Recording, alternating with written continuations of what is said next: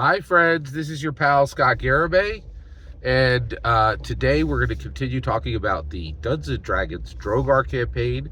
So at this point, Schleepy Stoneyhorn has just watched Gerdagar the wizard die. But before he died, Sleepy Stoneyhorn promised Gerdagar that he would save Drogar. Okay. Now at this point, Gerdagar has pointed Sleepy Stoneyhorn to where Drogar ran off. Sleepy Stoneyhorn does not know what Drogar is at this point, but he has this idea that it was a companion of some type or a mount of some type for Gerdagar. So at this point, Sleepy Stoneyhorn heads in the direction of where Gerdagar pointed he would find Drogar. What he finds is a path of tracks which are extremely easy to follow in the snow. What are those tracks? So they're about as big. They look like wolf prints, but they're not wolf prints. And the reason why is they're each about big as a pizza, right? Big as a large pizza. And they're not a dire wolf, right? Because at this point, Sleepy Stoneyhorn, he is a trader that comes out of Mount Hope now, goes to the different cities and trades and brings things back to Mountain Hope now for the dwarves, right? And so he's, this ain't his first rodeo. He knows what a wolf looks like, and he knows what a dire wolf's prints look like, and this ain't either one of them, right? So first of all, I asked the player, the hardcore player, hey, do you want me to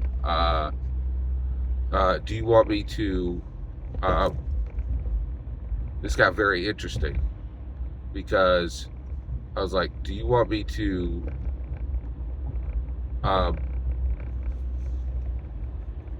do you want to follow Drogar as fast as you possibly can?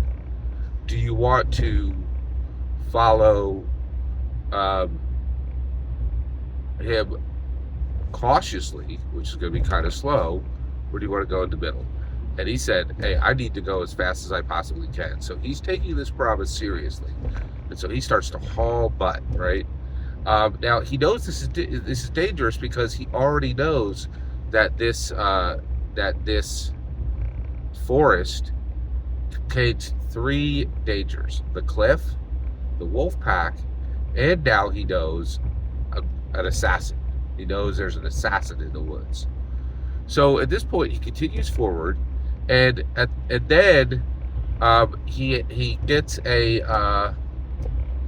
perception check. Now this perception check is literally the same assassins who are now. It's a group of assassins, and he's about to encounter them that are tracking Drogar. They're tracking Gerdagar. They're looking for Gerdagar, right? And so they're about to encounter him. So this is an absolutely critical perception check. So he makes this perception check, and he realizes there's a group coming on horses, multiple people on horses, right?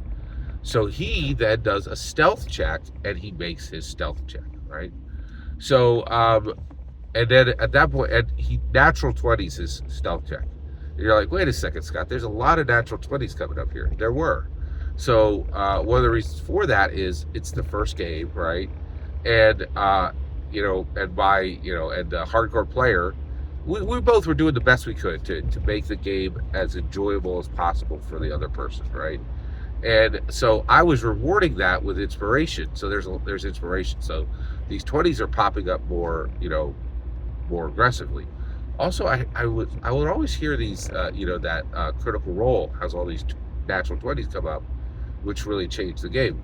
Well, it's part of Dungeons & Dragons. Natural 20s are not that rare anymore because Dungeons & Dragons has a mechanic where if you're a very engaged player, you could set it on rails where you're really, you're rolling 2d20 you're rolling with advantage pretty frequently. So natural 20s that's a huge game changer for quite literally a game changer for Dungeons and Dragons, that these natural 20s are not that rare anymore, right? Like you're going to see them literally twice as often, in many cases, right?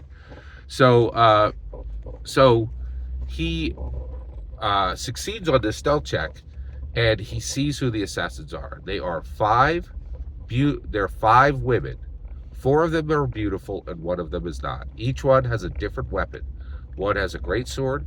One has the exact white bow with white fletched arrows in a white quiver. They're all dressed in perfect white. Okay, very like put together, right? And almost as though a glamour spell might be cast on the whole group, right?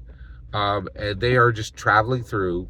Someone who has like a bandolier. So they each have different weapons: a great sword, a longbow, a a bandolier of daggers, and then a long sword and board, and then the last one was a kukri, like a kukri, right?